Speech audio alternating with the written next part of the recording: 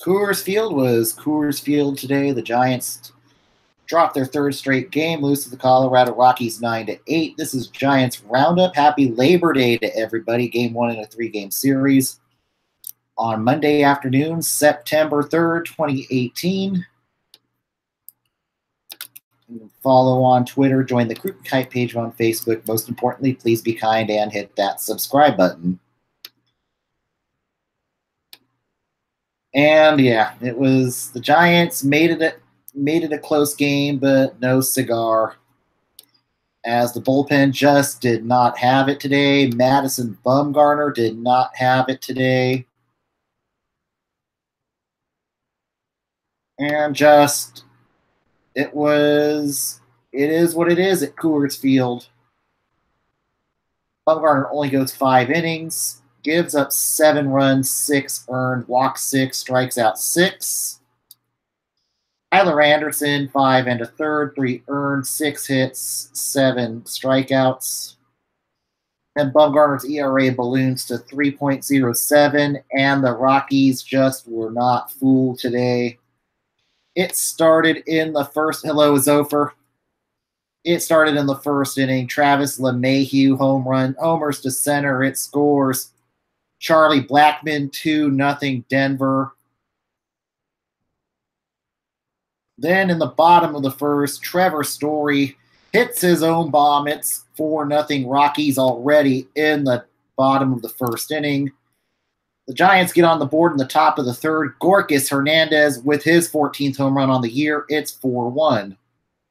And then Longoria with a sacrifice to center in the top of the fourth. It scores Chase Darno 4-2. And then Trevor Story does it again in the top of the bottom of the fifth inning. This time it's a 3-run home run. It scores Charlie Blackmon. It scores Nolan Arenado. It's 7-2 Rockies. And what was worse about it is that Bumgarner hit Blackmon with a pitch in the fifth inning. And I think they kind of got lucky that the umpires did not issue a warning. That could have been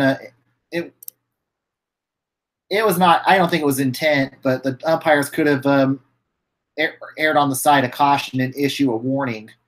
I think they were lucky they didn't issue a warning. It was 7-2. Top of the sixth inning comes in. Brandon Crawford singles to right. It scores Nick Hundley 7-3. And then Evan Longoria triples to deep right. It scores Ramos Garcia. It scores Austin Slater 7-5. Then here we go. And the pinch hitters come to bat. Alan Hansen, home run to right. It scores Gorkis. We have a game at 7-7. And then Chris Shaw gets his first major league hit after that. His first major league career hit. It's a home run. The Giants take the lead 8-7. It would be a teaser lead, though, as Colorado rallies in the bottom of the eighth. Noel Cuevas singles to center. It scores Ian Desmond, Chris Iannetta. That would be your final score of 9-8. Colorado wins it. But it was definitely Coors Field baseball at its best today. No lead is safe at Coors Field. And for the Giants, this is first time we've seen back-to-back jacks by pinch hitters since 2001 when Barry Bonds and Sean Dunston did it against the Montreal Expos over there at Olympic Park, where nobody ever came to the games. But Colorado now is in first place at the moment. No, they're currently tied at LA at the moment at 75-62. Giants fall to 68-71 on the season. Tony Watson, the bad Tony Watson, showed up today. 2 earned. Kurt, good on the mound today. Pierce Johnson, not bad. And then Colorado's bullpen definitely shaky today. Sang Hwang Oh with the 2 bombs. Chris Rusin, 2 earned and 2/3 of an inning pitched. And now it's on to tomorrow in what is I think the ERA should be a separate thing. They should have a Coors Field factor with ERAs and stuff. Blackman goes 2 for 3 for the Rockies. Trevor Story 2 for 4, 5 RBIs. Iannetta pinch hit goes 1 for 1. Cuevas 1 for 1. Aramis Garcia 1 for 1. Chris Shaw 1 for 1. Now has a batting average. Not a good one though, 143, but he does have a batting average now. Alan Hansen 1 for 1. Porkis 1 for 3. Nick Hundley 2 for 5. And tomorrow it will be on the mound. It will be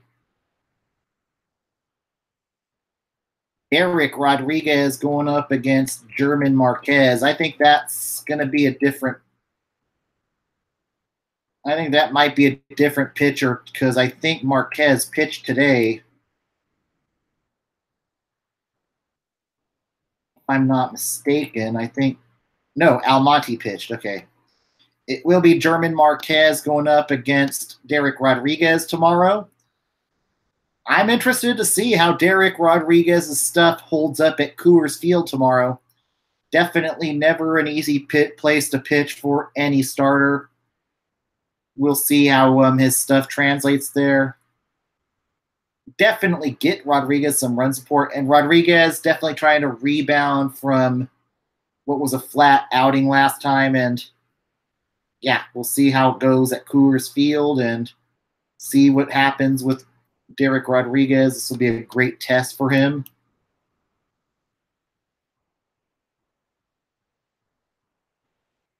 But now the tragic number for the Giants.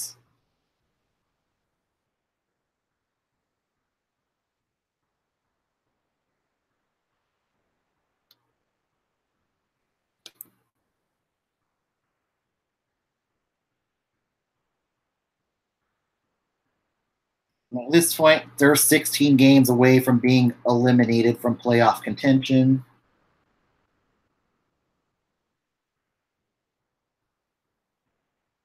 And of course, if you heard, I don't know why Jeremy Affeldt was being the commentator today. He did not sound. He definitely had laryngitis.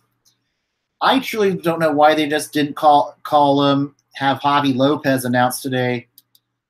I know Mike Kruko's not going to be traveling on this roadie because after Denver they are going to Milwaukee, and that's a bit of a issue with Mike Kruko these days with his degenerative condition. And at this point, you're going to be just enjoy the time you can with Mike Kruko because who knows how much longer he's going to be in the booth before we see a permanent replacement. But I think maybe it should be Javier Lopez tomorrow if Jeremy Affeldt's still out with that, still has laryngitis tomorrow. And then, of course, Dave Fleming doing ESPN duty, so we did get a little bit of John Miller. But it was fun times today. Now it's on to tomorrow. It'll be a 5:45 game. And we'll be on air tomorrow after that. We are further into September. There was more call-ups today. You saw some of them today. Pierce Johnson was called up today. Stephen O'Kirk called up from Sacramento, along with Casey Kelly. And we'll see if Tyler Rogers gets his contract purchased tomorrow. I think he's maybe the only other arm coming up at this point. Maybe Derek Law. We'll see. And we'll see what happens there. I'm going to take a look here. But today the PCL season does wrap up for the Sacramento River Cats. So we probably see the final round of call-ups tomorrow. I think also we'll see Ryder Jones probably.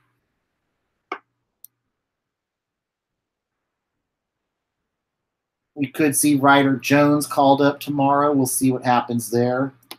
Okay, it looks like Brandon Belt was dealing with a knee injury today too.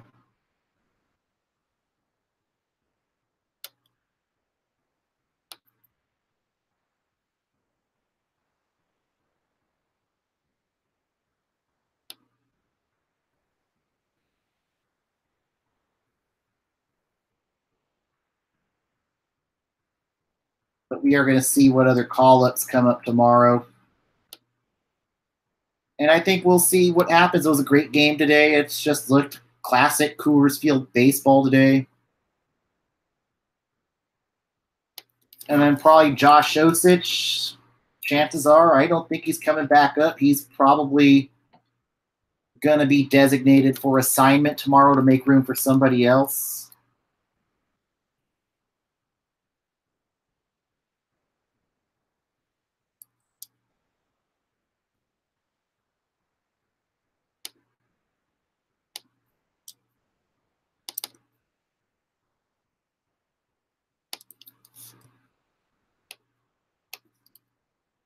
And they finished.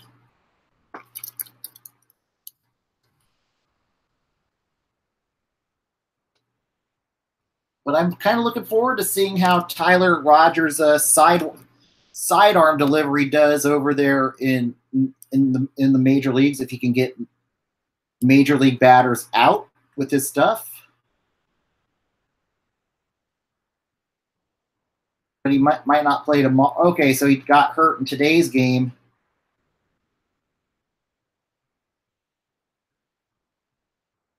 He was hurt earlier. He was hurt yesterday, and then I totally wouldn't be surprised though if we see. And I think this should have happened yesterday. They should have called up Ryder Jones. I think I'd like to see Ryder Jones play more first base here in the month of September.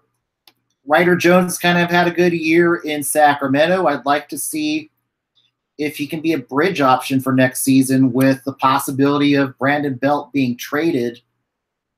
And I think that's going to be an issue here. I don't see Brandon Belt on this roster next year. Buster's not going to be catching every day. I would not want Buster catching every day. He'll be probably scaled back to a part-time catching role this next year. Giants may have to retain some salary to trade Brandon Belt. We'll see what happens. But on Belt's off days, I want to see what Ryder Jones can bring to first base and see what he's learned from last season. I'd like to see what we can get out of Ryder Jones. Chase Darno is who he is. I think he will be up, and then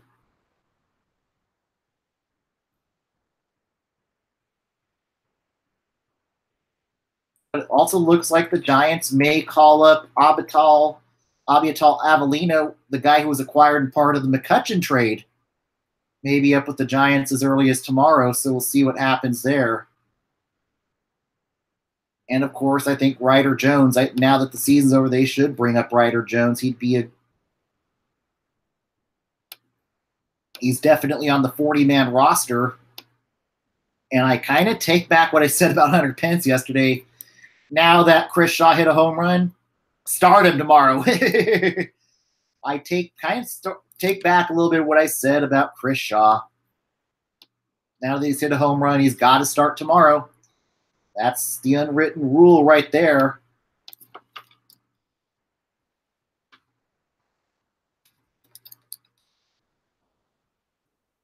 It's looking like Josh Osich is likely going to get purged. I think it's looking like Josh Osich will be designated for assignment as early as tomorrow. Steven Duggar could likely head to the 60-day DL to make room for somebody else. And for Osich, he's not had a good year, and I think Osich is just fallen to the bottom of the barrel, and I don't see Osich being part of the long-term solution anymore. I'm hoping Okert can shine here in the show. He's definitely vulnerable here this fall of being purged from the 40-man roster, so that could get interesting.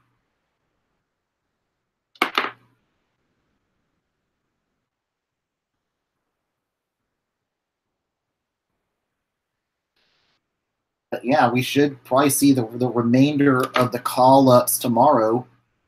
Jones hasn't had a bad year in AAA, 2 for 4, 274 batting average.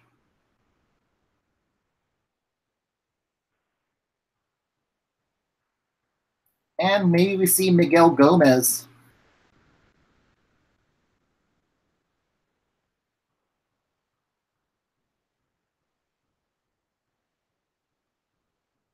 Oh, it looks like Miguel Gomez may not be called up, so that's not good either. But I think we will see Ryder Jones tomorrow. And then it looks like Jordan Johnson. That's going to be another guy who's going to have to be protected here this offseason from the Rule 5 draft. We'll see if he's done enough to earn a spot on the 40-man roster. These are going to be some interesting times here as we get into the offseason. Let's go to the MLB Roundup for your Labor Day. In Atlanta, the Red Sox clobber the Braves 8-2, taking the win. Brandon Workman taking the loss. Tuki Toussaint, 4 2/3 innings, 3 earned, 6 strikeouts.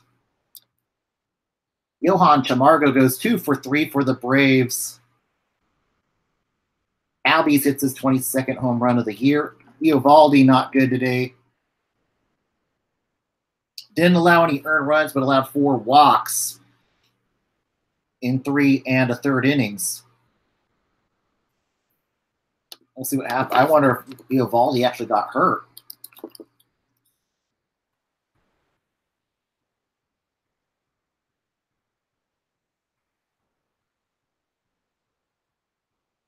And it looks like Nathan Eovaldi is going to be heading to the bullpen after today's game. Ryan Brazier an earned run in 1 2/3 of an inning pitched. Jesse Biddle 2 unearned in 1 inning pitched. Bryce Wilson 3 earned in 1 inning pitched for the Braves. In DC, the Nationals beat the Cardinals 4-3, taking the win. Greg Holland, who's just looked excellent since joining the Nationals. Taking the loss is Chasen Shreve. And earned run in 1 inning pitch for the Cardinals. Yairo Munoz goes 3 for 4 for St. Louis. Jack Flaherty walks 5 in 5 innings pitched, strikes out 5. The 5 walks is never a good sign. Max Scherzer 3 earned in 7 innings pitched, strikes out 11. Bud Norris not good either. 2 earned in 2/3 of an inning pitched, blows the save, his 5th blown save on the year. And it looks like Adam Wainwright's going to be back with the St. Louis Cardinals next week for what could possibly be his last go-around. Good chance, I think, that Adam Wainwright will likely retire after this offseason. He's definitely been hurt a lot the last couple years. And I just hope he can have a nice send-off for the Cardinals. He's done a lot of great for the St. Louis Cardinals during their championship years. I think he's definitely going to get his number retired. He could be a Hall of Famer. We'll see what happens. But I definitely see a nice hero's send-off for Adam Wainwright for all he's done as a St. Louis Cardinal. And I'm hoping we see Wainwright start against the Giants. I have a lot of good memories about Adam Wainwright, and I hope he just I think he's a smart enough man. He's just going to retire and enjoy life after this year. I think I'm looking forward to seeing Adam Wainwright pitch one last time. Just a great guy on and off the field, and a salute to Adam Wainwright. And I think this is going to be the last 2 weeks we see Adam Wainwright in Major League Baseball before he hangs it up. Unless he decides to go for a minor league contract this offseason. But I think he's smart enough. He's just simply going to retire.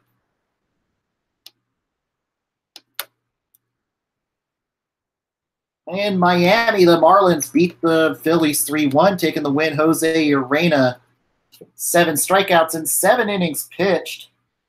Vince Velasquez takes the loss for the Phillies.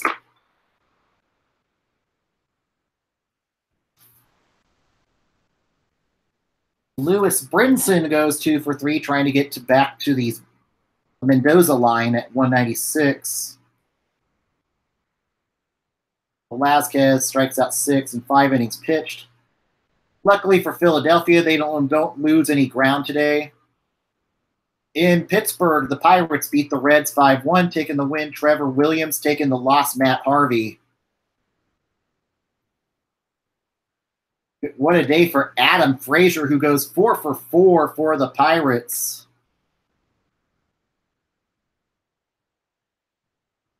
And then Sal Romano, 2 unearned runs out of the pen.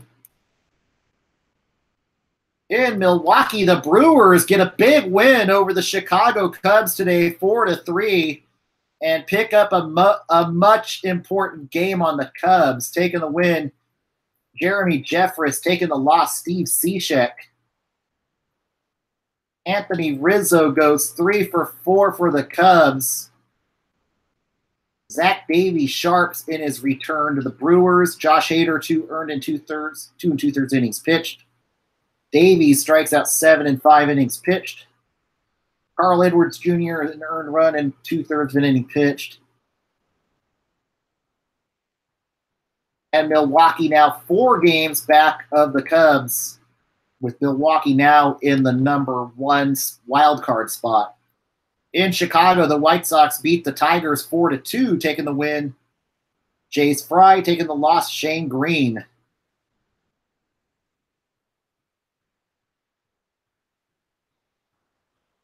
And 3 earned runs without recording an out. And now Chicago, even though it's not a good division, goes to 3rd place. And maybe trending up here as we get into the month of September. The White Sox definitely would love to finish strong here and make a strong push for this offseason as they look to start winning next year with the White Sox. In Houston, the Astros beat the Twins 4-1, taking the win. Dallas, Keuchel, 6 scoreless innings. Taking the loss, Kyle Gibson, 7 innings pitched, 2 earned. No run support today. 4 runs, 2 earned. So, yeah, Gibson's been leaking oil as of late. Unearned run for Keuchel. And Brad Peacock getting the save today. In Oakland, in a playoff preview, the A's beat the Yankees 6-3, taking the win. Trevor Cahill taking the loss. CC Sabathia only survives 3 1/3 innings, 4 earned runs. Steven Piscotty, 2 for 4. Mark Canha, his 16th home run of the year. Jed Lowry, 2 for 4. Matt Chapman, 2 for 4. And this Oakland A's team is just got the heart, is just so scrappy. They play it to their final out. They're still 2.5 games back of the division, but they do pick up an important wild card game on the Yankees. And in Cleveland, the Royals beat the Indians 5-1, taking the win. Jacob Junis taking the loss. Alex Pletko. Ryan O'Hearn, 3 for 4 for Kansas City. Hits 2 bombs, his 9th home run on the year. And then Willie Peralta, an earned run and 1/3 of an inning pitch for Kansas City.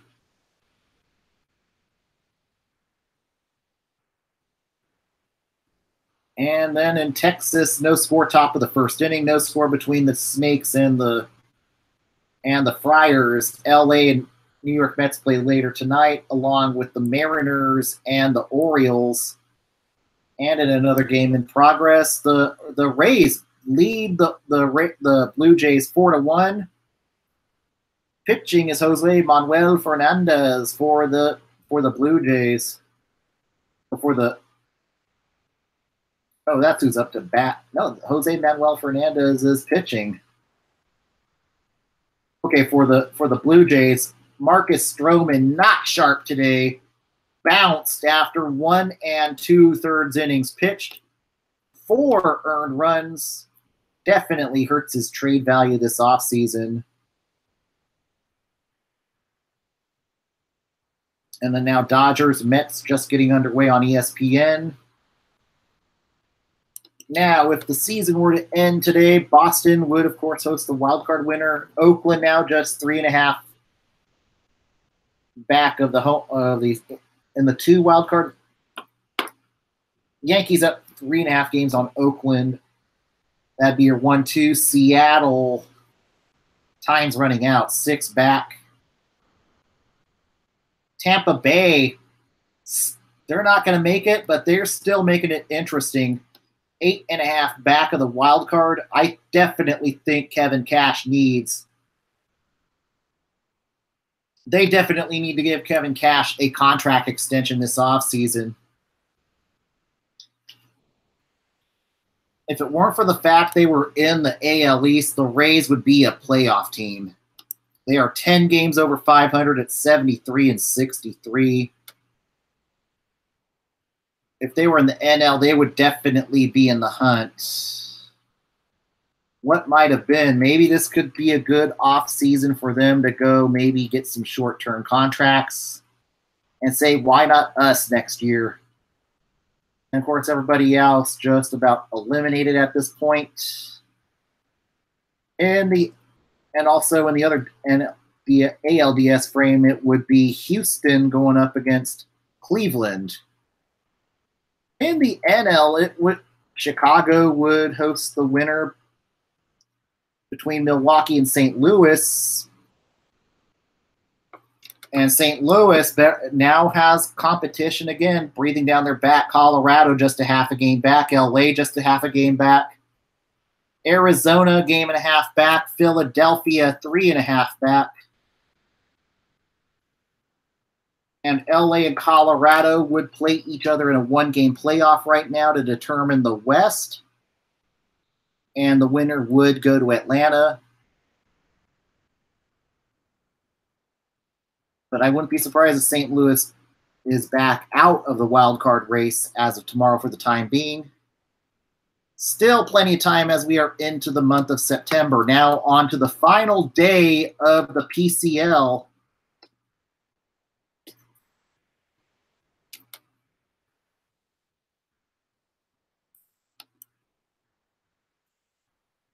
And it looks like Oklahoma City trouncing Colorado Springs 16-4 right now. But I don't know if the division's been decided yet.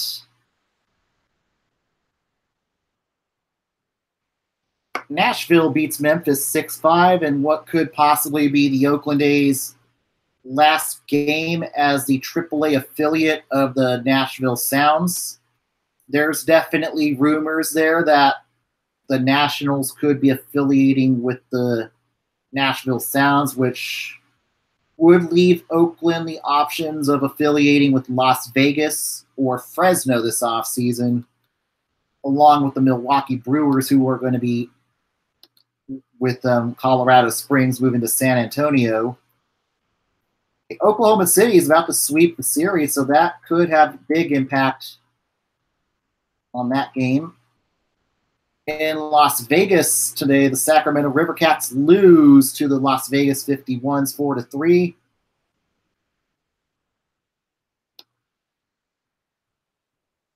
Peter Bourgeau goes 2 for 4. Jacob Hayward 2 for 3. Tyler Herb 2 for 2 hitting. Tyler Herb, a good finish to the season, goes 1 earned run and 5 in the 3rd innings. The bad news was the walks. 6 walks, not good. The 7 strikeouts were good. I don't think Tyler Herb's going to be up here with the Giants for the rest of the season, but I think Tyler Herb is definitely going to be a name to watch in spring training next year. He's definitely striking out batters and definitely has a future. I think Herb could be a guy that could be up with the Giants next year. Sean Anderson, definitely another name to watch in spring training next year. And Tyler Beatty ends the season with a whimper, 2 earned in that recording and out. It was a walk-off. And I don't see Beatty coming up. It's just not been a good year for Tyler Beatty. And I wouldn't be surprised if he heads to waivers if they waive him tomorrow to sneak him through waivers and move on to next season for him. Sacramento finishes the season 55-85 on the year. But we hopefully will see better things. Definitely a name to watch in Sacramento next year might be Sam Coonrod. And the Fresno Grizzlies win in walk-off fashion, win in 10 innings today to finish the season.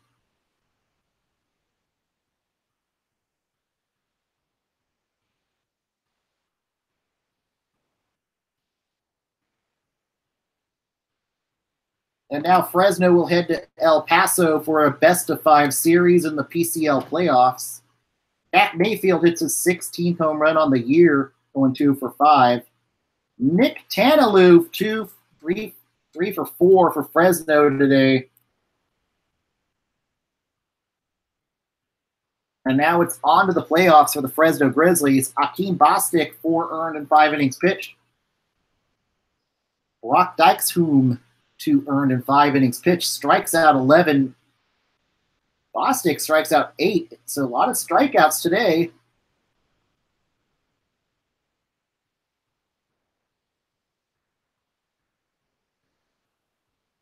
And now your PCL standings for the final part of the season.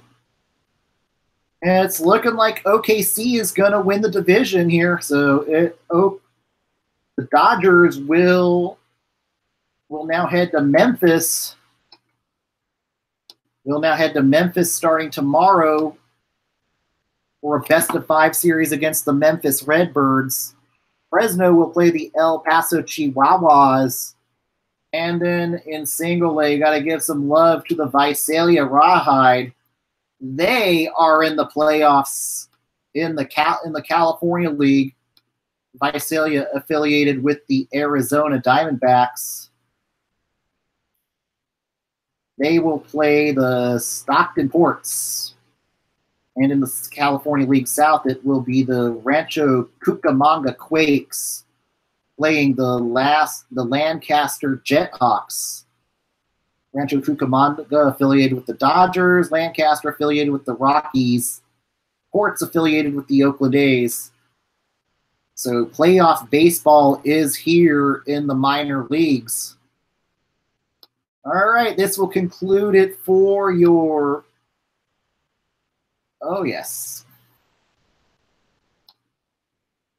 And this will conclude it for your Monday afternoon. Everybody have a great Labor Day. We'll be back on air tomorrow night. Everybody have a great, safe Labor Day. Yeah, it's back to the grind tomorrow. But peace.